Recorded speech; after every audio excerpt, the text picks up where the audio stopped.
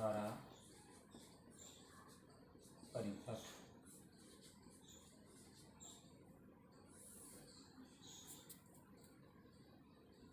DC current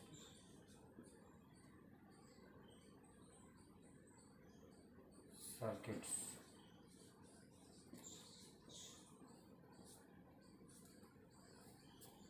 इस chapter में विद्युत सेल, परिपथ विश्लेषण एवं मापक यंत्र आते हैं। इसमें सबसे पहले विद्युत सेल है। विद्युत सेल ऐसी युक्ति होती है जो किसी अन्य प्रकार की ऊर्जा को विद्युत ऊर्जा में बदलती है। ये कई प्रकार के होते हैं। पहला है विद्युत रासायनिक सेल।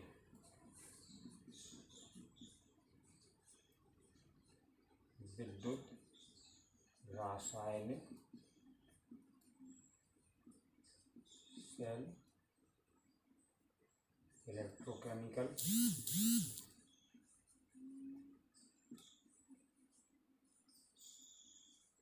सेल। दूसरा है फोटो सेल।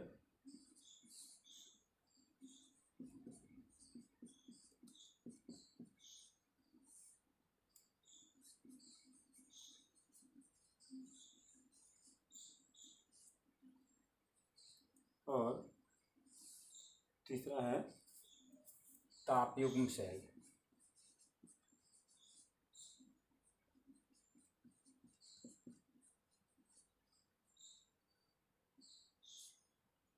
थर्मोकपल।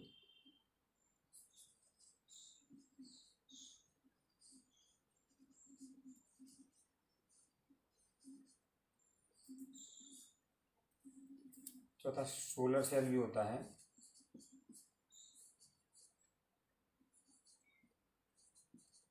जो सौर ऊर्जा से चलता है।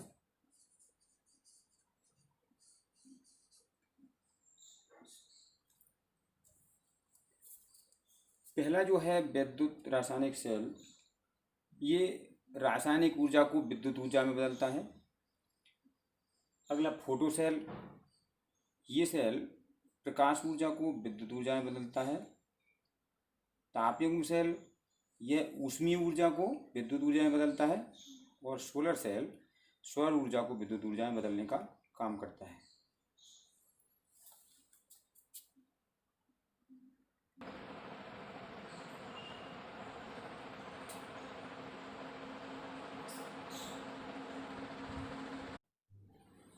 इस चैप्टर में आपको विद्युत रासायनिक सेल का ही अध्ययन करना है।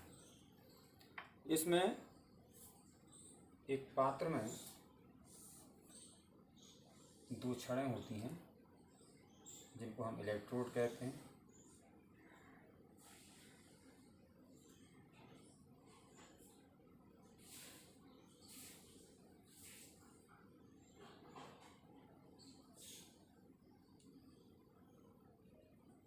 इस प्रकार की दो छड़ें होती हैं।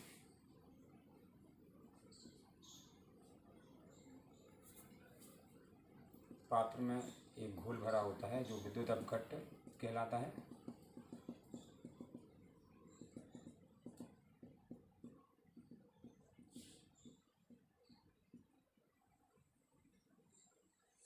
ये एनोड है, ये कैथोड कहलाता है। ये इलेक्ट्रोलाइट है, विद्युत अपघट्ट का घोल।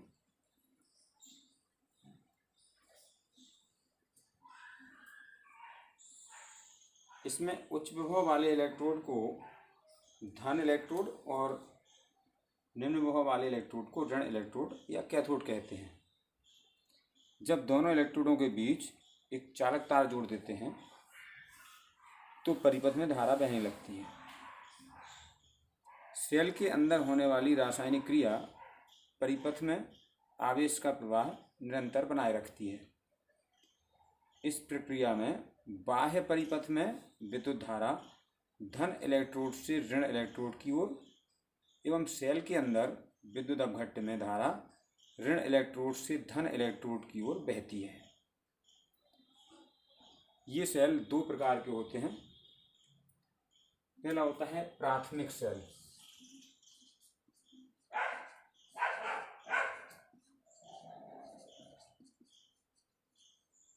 Primary cell.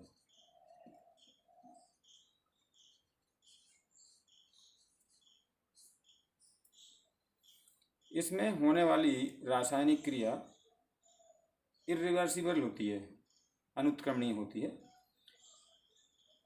जैसे डैनियल सेल, लेक्लांसी सेल वगैरह। ऐसे सेल पुनः आवेशित नहीं किए जा सकते।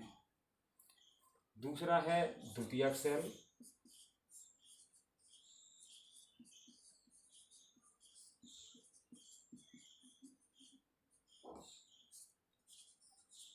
सेकेंडरी।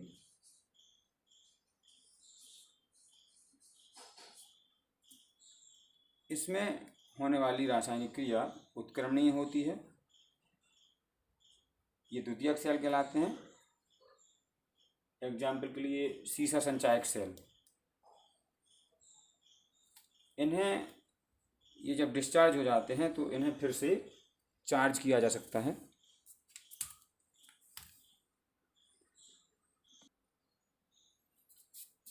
सेल का विद्युत वाहक बल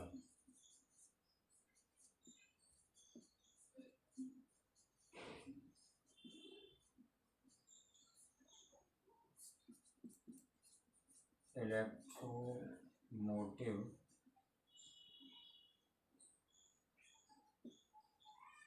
फोर्स ऑफ ए सेल।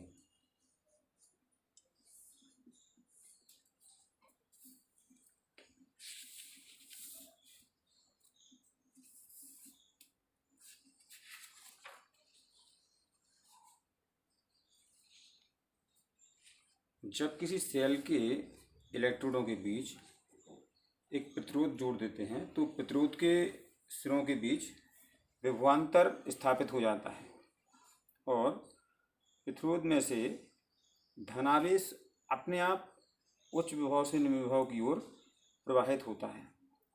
लेकिन सेल के अंदर धनावेश को निम्न विभव से उच्च विभव की ओर यानी विद्युत क्षेत्र के विपरीत दिशा में ले जाने के लिए सेल द्वारा कार्य किया जाता है, जो सेल के अंदर रासायनिक ऊर्जा से प्राप्त होता है।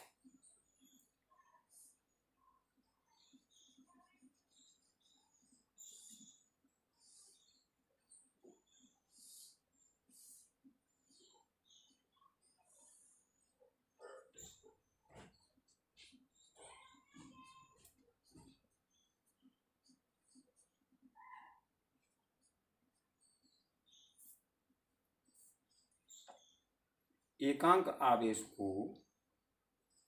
सेल सहित पूरे बंद परिपथ में प्रवाहित करने में सेल द्वारा किया गया कार्य सेल का विद्युत वाहक बल कहलाता है। यदि Q आवेश पूरे परिपथ में प्रवाहित कराने में सेल द्वारा किया गया कार्य W हो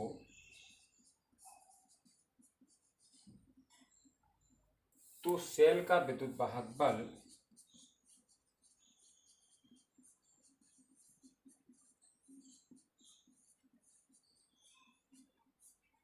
E इक्वल टू W/Q के बराबर होता है।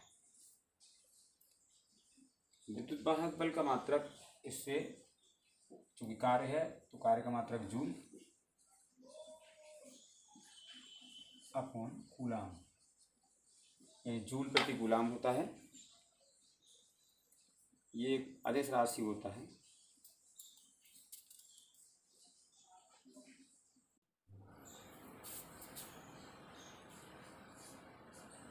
टर्मिनल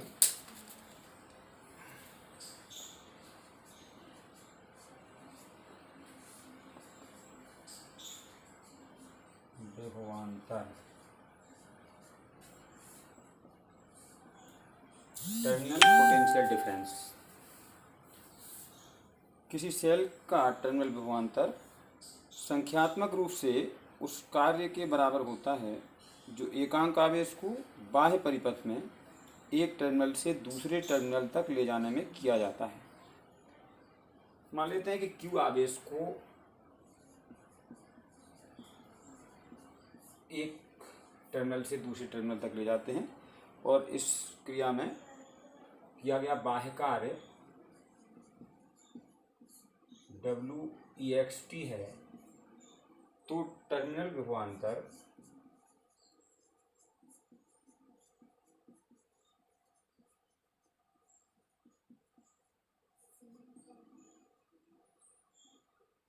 V हो तो V इक्वल टू होता है WEXT एक्सटर्नल अपॉन Q। इससे इसका मात्रक भी जूल प्रति कूलम होगा।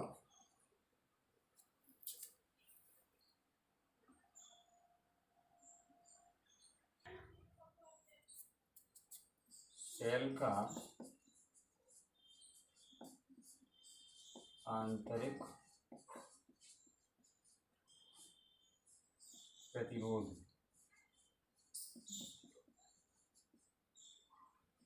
इंटरनल रेजिस्टेंस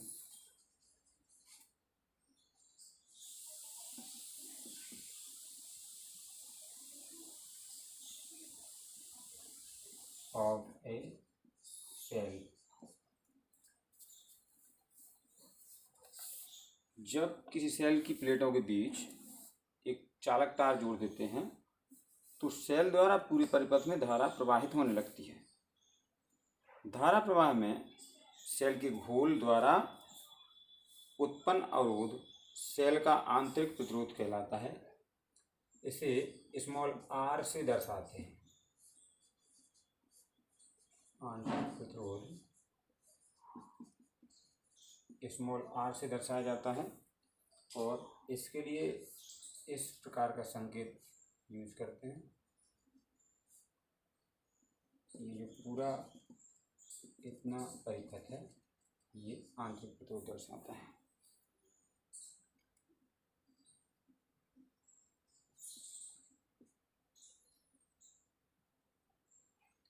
सेल का आंतरिक प्रतिरोध निम्न 3 कारकों पर निर्भर करता है।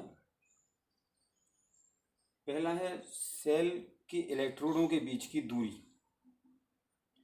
अगर इलेक्ट्रोडों के बीच की दूरी L है तो आंतरिक प्रतिरोध R समानुपाती होता है L के, यानी सेल के इलेक्ट्रोडों के बीच की दूरी बढ़ाने पर आंतरिक प्रतिरोध बढ़ जाएगा और दूरी कम करने पर आंतरिक प्रतिरोध घट जाएगा। दूसरा कारक है इलेक्ट्रोडों के डूबे हुए भाग के क्षेत्रफल पर।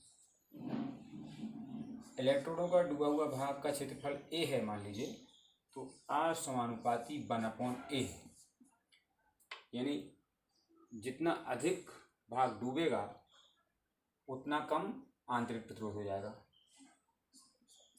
तीसरा फैक्टर है विद्युत अपघट्ट की प्रकृति एवं सांद्रता। सांद्रता पर भी निर्भर करता है आंतरिक प्रतिरोध। R समानुपाती C, यहाँ C एक कांस्टेंट होता है, नियतांक होता है, जिसका मान विद्युत अपघट्ट की प्रकृति और सांद्रता पर निर्भर करता है।